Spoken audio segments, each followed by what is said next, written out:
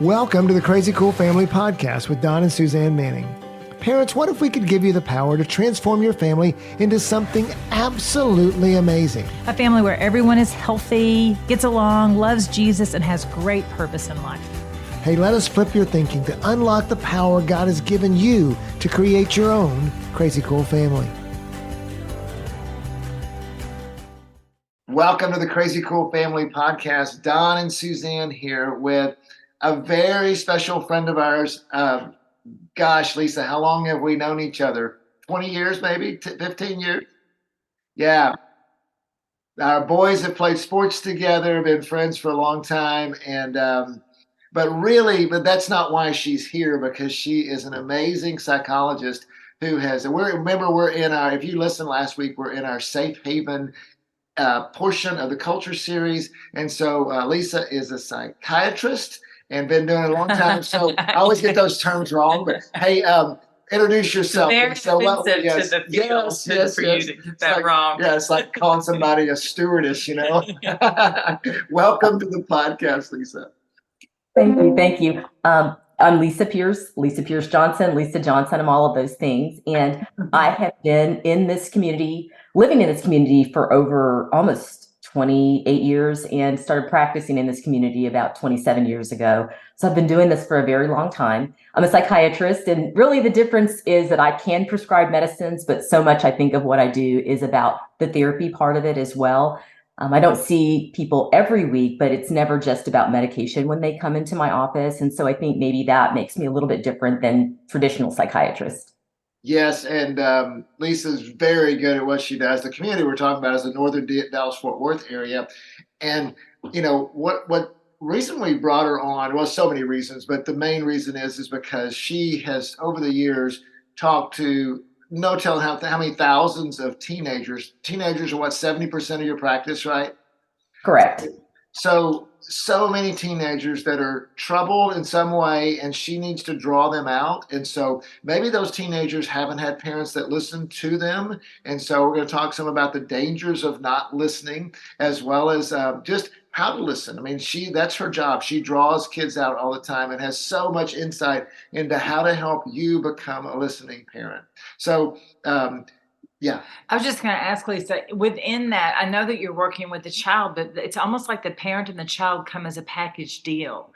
And so how do you empower and equip the parent to help the child through what they're going through? Well, first, when parents come into the office, I always say the chair that they're sitting in across from me is the hardest chair they'll sit in for a long time. We're supposed to know how to help our kids and what to do with them. And it's never, if I'm working with the child, am I not working with the parents? And so I try to align with them like, I'm not perfect. This is a hard gig. How can I help you better help your child? So I just try to start by disarming them. And it's tricky because I want to have an alliance with the kiddo, but I also have to have an alliance with their parents. We've got to be on the same page about how to do things. So it's kind of this dance. And I always tell them, it may seem that I'm siding with your child. I'm really a parent first. They'll eventually call me mama psychiatrist, but I've got to let them know that I hear what they're saying. I hear their struggle, but I also hear yours. So I try to start that right off the bat. And so when you're talking to these thousands of teenagers you've talked to over the years, and they're coming to you with serious issues, and maybe first of all, just talk about what kind of issues are you seeing on a general basis, if you had to kind of categorize them?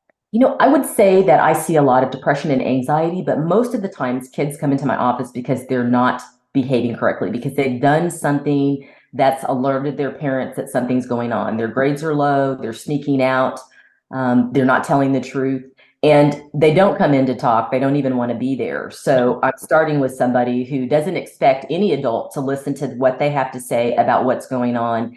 So the tricky part is their parents want to come in and talk, and I've been known to put the hand up, here's the stop sign. I really want the kids to kind of tell me their part of what's going on before I allow the parents to kind of give me their history. And that's hard because parents are frustrated and they're fearful. But, you know, kids, this is my thinking.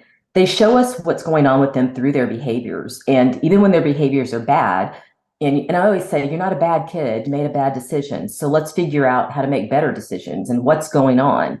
Once you kind of take away the label of you're here because you're this bad kid and, you know, you're a juvenile delinquent or whatever parents are out ready. And I also tell parents, my office can't be the punishment. Like if you want them to talk, then this can't be. I'm going to take you to Dr. Pierce. I'm like, here we go. Well, and so, and parents, by the time they get to your office, maybe they've done some things that cause that, but all parents are dealing with kids that they're trying to get to talk to them in some ways. And I love it that you said that the parents come in, you have to put your hand up because they want to come in and tell you all the bad things their kid has done. And which means they're not really listening. And that kid comes in, he or she doesn't feel listened to. Kind of what are the dangers when you look at, we promote to our parents to listen, but what are the dangers of not listening to your kids? And how do you see that manifested in the kids that you're seeing? Well, if you're not listening to your kids, they're going to find someone who's going to listen to them. And that probably it's not always a bad situation, but mostly it's their peers or it's people who don't have the life experience or really truly have their best interest at heart. They're looking for someone who's going to listen to them and identify with them. And we want that to be us over anyone else. So we have to start the listening process early on, even when they're talking about, laughing too loud on the playground. That would be my son. I didn't really understand that. And I truly, honestly didn't want to explore what that meant, but I knew that I needed to because who gets a detention for that? But you have to start listening when they're 7, 5, younger, so that maybe when they're older, they'll want to talk to you, which means we have to talk less. And that's a hard piece. Yeah. And so as you see these kids coming to you, what have their parents done to shut them down? I mean, as these kids have gotten into increasingly more difficult behaviors, which is what a lot of parents, whether they're coming to you or not, where parents are seeing their kids getting increasingly difficult as they get older. What are the parents doing that's shutting that kid down? The main thing they do is react. And to be really honest, sometimes their children are doing things that are very dangerous that even for me, I'm like, take a breath and breathe through this. And so before they can even ask them a question about what else is going on, they've kind of made an assumption that they know everything about what's gone on. So they start to tell them, this is what you did and this is why it happened. And they just talk too much. Well, now you've shut your kiddo down. And they also are expecting that if they do actually tell you what's really going on, you've demonstrated to them that you're just going to blow up at them and yell and consequence. And one of the things I always tell parents is you get a do-over because sometimes our first reaction, maybe our second, is not the best reaction. It's not the reaction that we want. Calm down, take a step away, come back and say, hey, I wish I had done that differently. Let's start over again because I am interested in how this happened, what's going on. Help me understand. That's so valuable. And we talk about that at Crazy Cool Family all the time, that we assume the kid has done terrible without really finding it out, without listening. And then we react. We say react, don't react, respond. That's what we're going after. And so I love it that, you're just affirming what we're even saying too, and how we're encouraging parents that there is a way to pursue your child that will build connection. And it includes responding and not reacting. It includes asking for forgiveness. I love that. I love the verbal, the terminology, a do-over. Can I have a do-over? Can we reset this and start over again? I know that kids just are probably washed with relief when parents come in humble and say that. Yeah. Do you, so my question would be, is that, do you think that a lot of the kids that come in with negative behaviors, what is the approval of the parents, and how, when they don't feel like they can measure up to those parents, how does that impact their behavior? And, when they feel like they're not being listened to, that they can't do enough, if you will. Probably one of the more common things that kids will say is having this sense of feeling guilty. They've disappointed their parents. They've let them down. They can never do anything right. They start talking in all of these absolutes. And so, what I say to them is, okay, you're here. I know you didn't really want to be here. And let's be honest, you're a teenager. You could have refused to walk in the door. So here we are, and your parents are out there. And let me tell you, they're probably scared and not sure what else to do. But they had this expectation that everybody's going to lecture them. Everybody's disappointed in them, that they can't make a good decision. And that starts to become their identity, which is exactly what we don't want. It's usually 1 or 2 episodes of not so great decision making, but a lot of times there's a backstory to that. But we don't get to the backstory if we immediately consequence, yell, scream.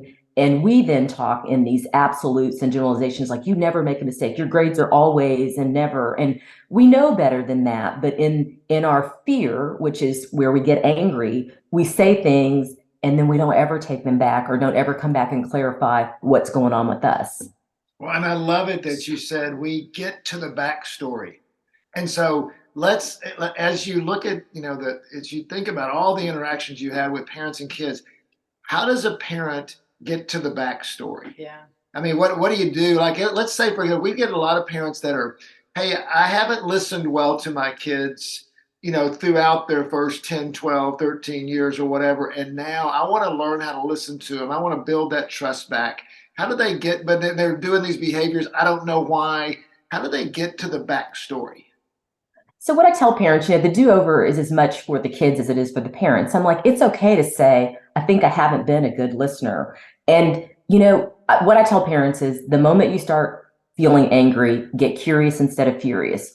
Try to understand, ask questions like, help me understand instead of why. Why will get you in trouble, because I'm telling you, their answer will not make sense to you because it's neither logical nor rational. So then you get right back into that cycle of why are you making these dumb decisions? But if you ask them to help you understand and say, I want to be helpful to you, let's find a solution together.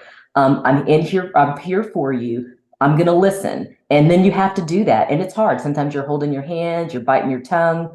I always say, just keep saying, help me understand. Help me understand. Don't ask why, because their why will take you right back to the beginning. That's interesting. Now, do you find okay, so you're dealing with kids that are messed up in some way, and maybe they've messed up more than some of the parents are dealing with. But in all these situations, do you find that the teenager really wants to reconnect with their parents?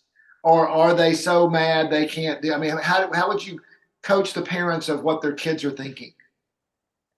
I tell parents that first you have to be able to tolerate that your kids are going to be angry. I mean, you're here, you're forcing them to talk to somebody they don't even know and about something that they're embarrassed about or shamed about, and everybody's really angry. And so it's going to take a little bit of time. But what I tell parents is let's do this together. Let me show you what I'm going to do, because they don't want to talk. The kids don't want to talk. And I tell them, like, look, we're here.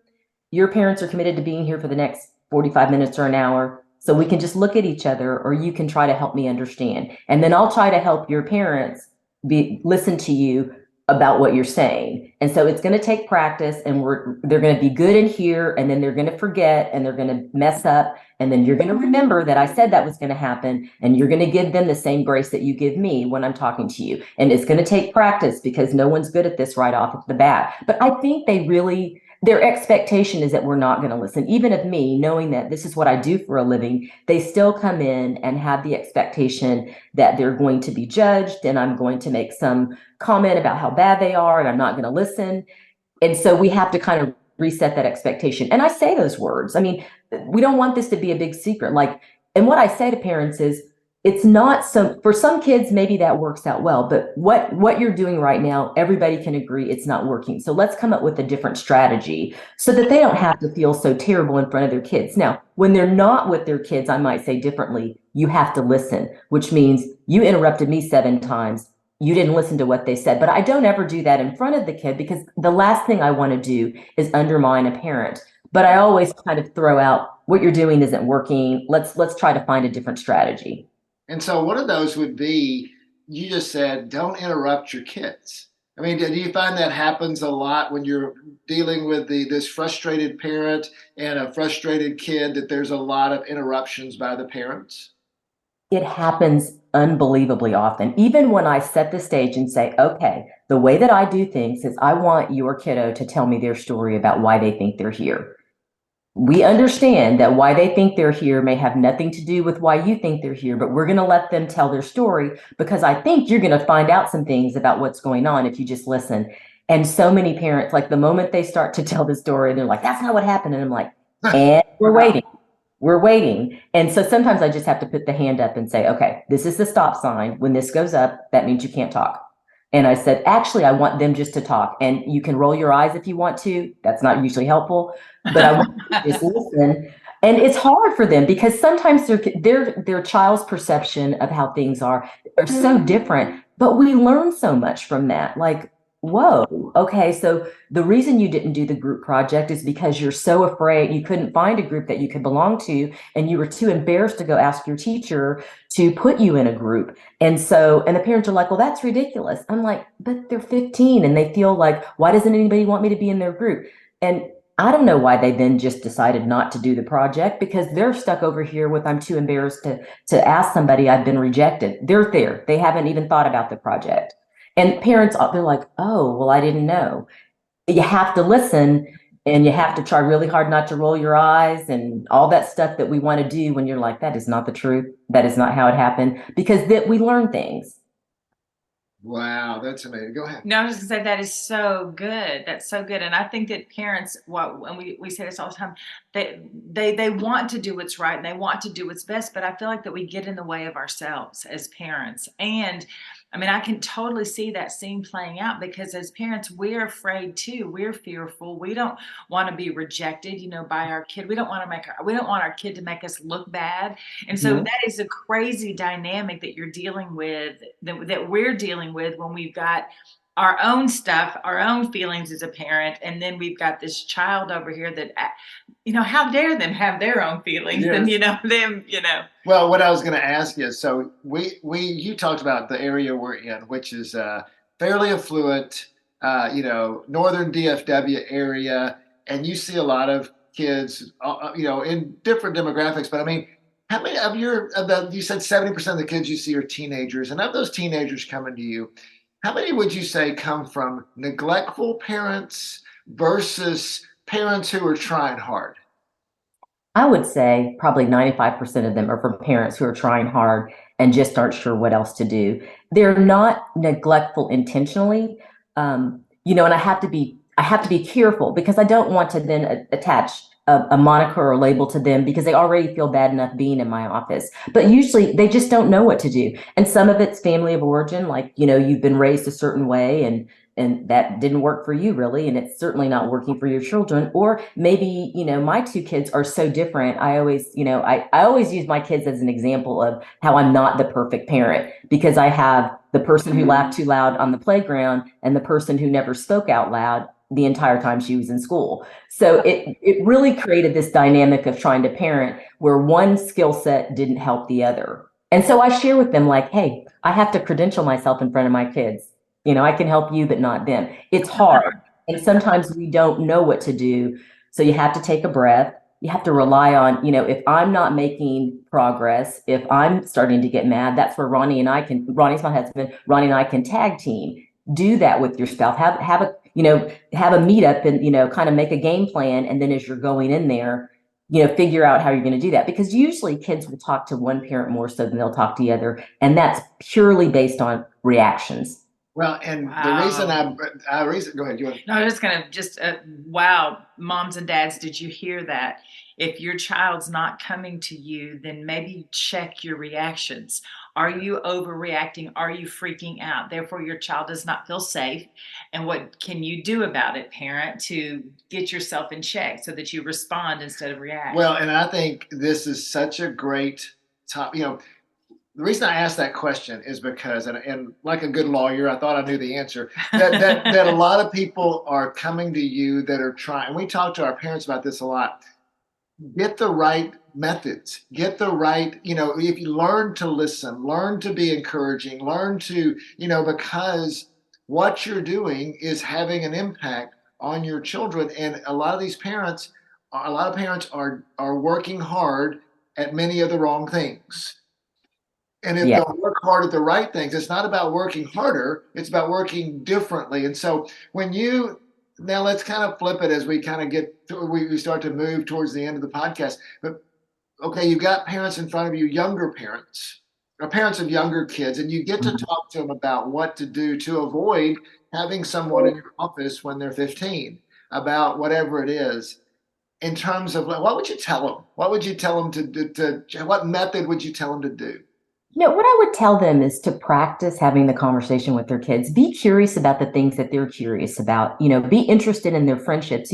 Don't only ask them about school. And that's the, 3:30 in the afternoon, you're picking your kid up from school. I'm guilty of it as well when they were little. I'm trying to figure out what the rest of my evening looks like. Like, what homework do we have? What grade did you make on your spelling test? Do you know the Bible verse that we've gone over 87 times already this week? What's happening is in that moment, I'm thinking only about me and how things are impacting me. What I'm not asking about is, hey, what'd you have for lunch today? And who did you sit with? And what things did you play on the playground? And oh, did you have specials today? We know a lot about what goes on in our kids' day. It is very important to them, not so important to us, because I think for our littles, we get so caught up in academics and performance that we miss the opportunity to see the other really important things.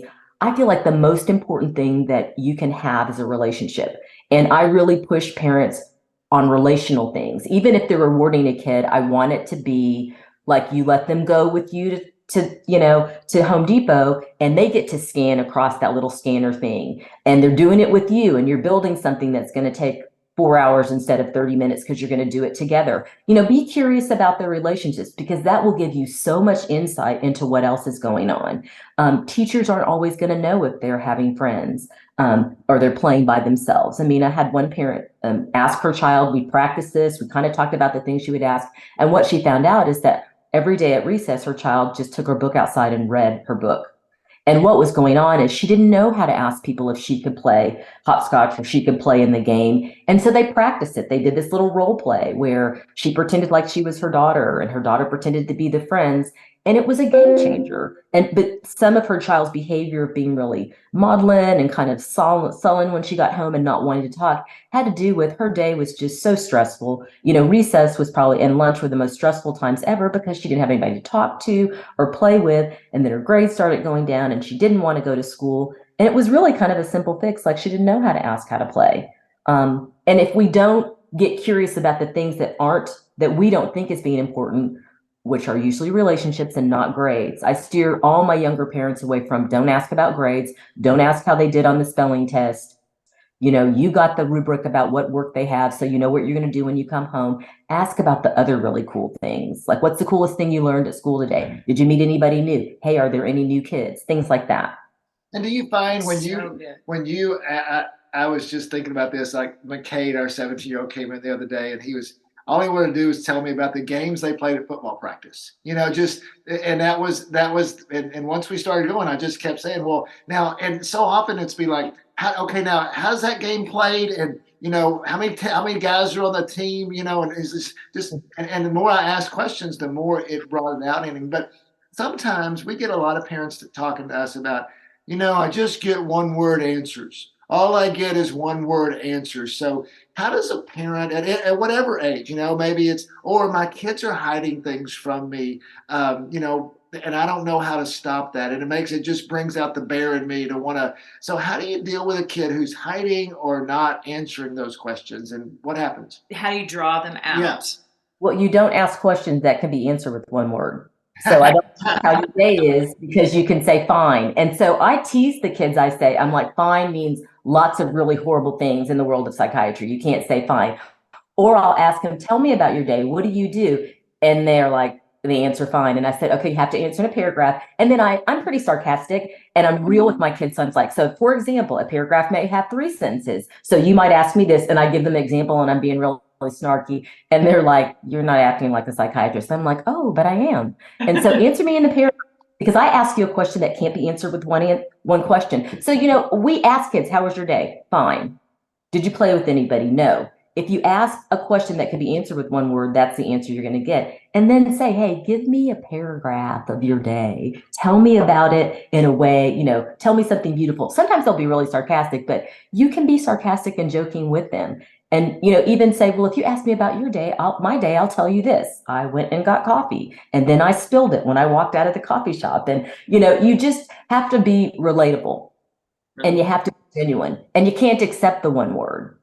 Yeah. Wait a second, relatable and genuine, and I would add authentic to that, because that's what our kids are hungry for. They rise up against hypocrisy. So we're over here wanting to hear about their day, but not sharing about ours, and that goes back to the relationship, relatable. Do you find that that's a great question I love the idea of just at paragraph versus sentence or word as well. That's really cool. Which is funny because your 2-year-old only talks in paragraphs, and you're like, "Oh my gosh, stop! That thing you're saying is relevant to my life."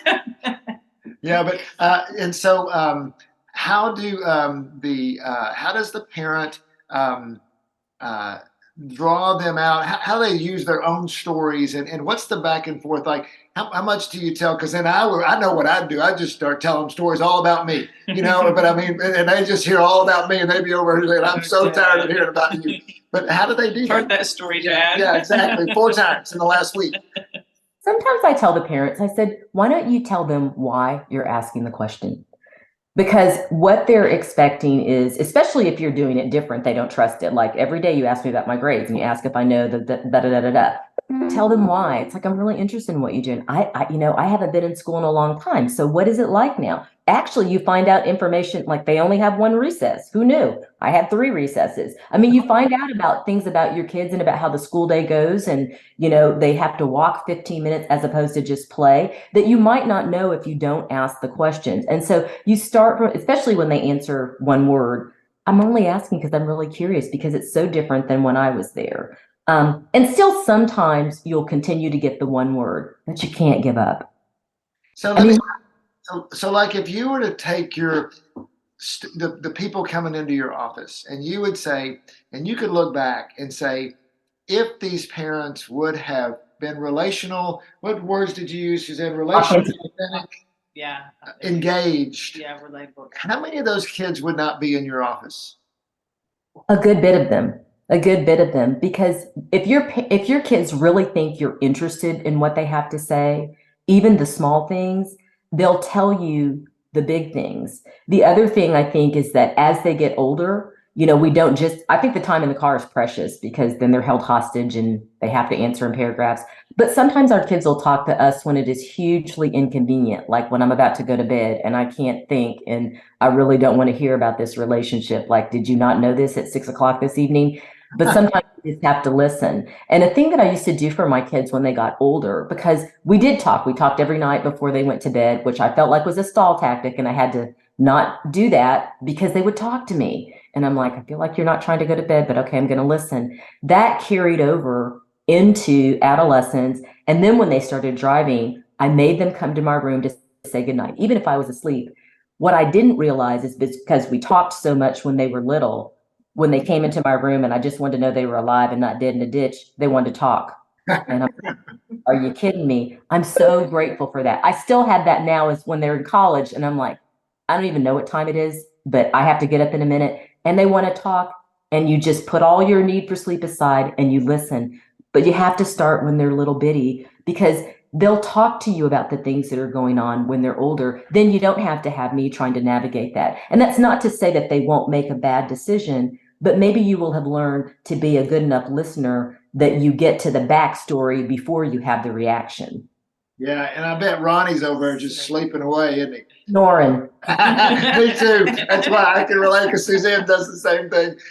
She has that midnight conversation. I'll be like, I've been in bed since 10:30. So way to go, women. Way to go, wives. Good job.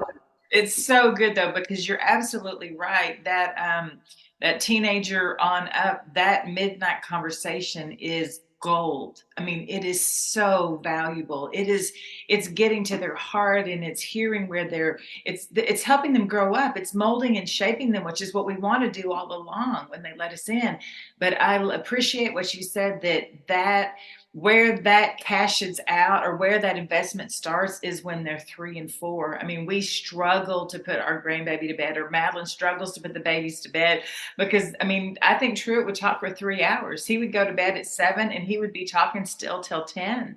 And so that is so good, mamas of littles, to know that just give yourself a time frame, rearrange your brain, understand that it's valuable and important, and to just invest some time there. Well, and I think as we wrap this up, I just want to, one of the things you said is being relational, authentic, and how much listening and not reacting is this standard of parenting, that if we can hit it, we have so much better chance of having our kids stay out of the ditch as they get older.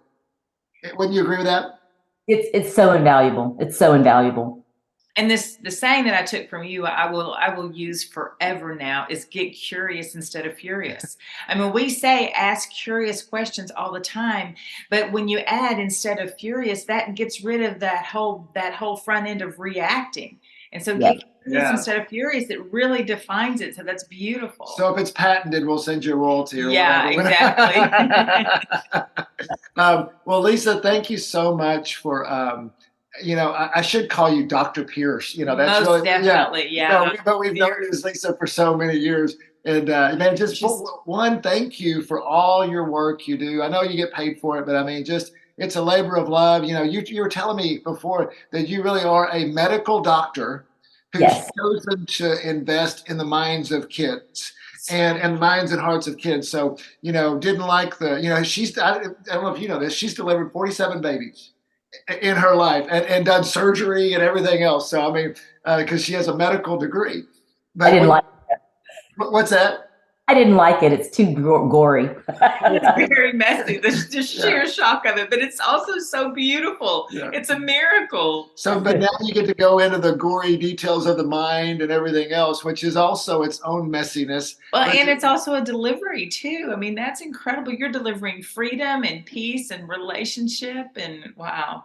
Yeah, just thank you for all your work in this community, and just we go to church together. She's super involved in ministries and just has a great kingdom-oriented life and great family as well. To us, though, you're Jessica and Adam's mom. I mean, that's who you are first and foremost, and you're a safe parent. You're a fun parent. You are a sarcastic, snarky parent, which is absolutely hysterical. And you've got incredible, mighty children, and so that's what connects us at Crazy Cool Family. Dawn and Suzanne, parents of many, to you, because we got to raise our kids together. And we're both very intense basketball fans. Yes, because I mean we both have to contain ourselves at the referees and everybody else on the basketball sideline. So hey, thanks for joining us. Thank you. Very much. I think this has been super helpful to parents. And so you have any final words? If you have one piece of advice you got to give to these parents, what would you say? Families and raising kids is messy, and it's okay to be messy and ask for help. Yeah, good. That's really good. Well, thanks so much. And parents, I hope this has been a blessing to you. And as always, parents, go be crazy. CrazyCoolFamily.com.